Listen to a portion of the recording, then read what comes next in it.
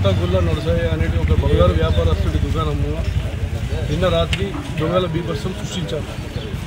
ఇందులో నగదుతో పాటు కొద్ది మొత్తంలో వెండి బంగారం దొంగలించడం జరిగింది. కౌంటర్లు పగలగొట్టారు, లాకరు కూడా పగలగొట్టి అందులో వెండి దగ్గర దాదాపుగా ఒక 2 కిలోలు 3 కిలోల వరకు వెండి ఉండే, బంగారము ఆభరణాలు ఉండే, కంపాలు అవి అన్నీ దొంగలించడం జరిగింది. షటర్లు మధ్యలో లేపి నానా బీభత్సం సృష్టించి సామాగ్రి అంతా చెల్లా చెదురు చేసేసి సీసీ కెమెరా రెడీ చేసి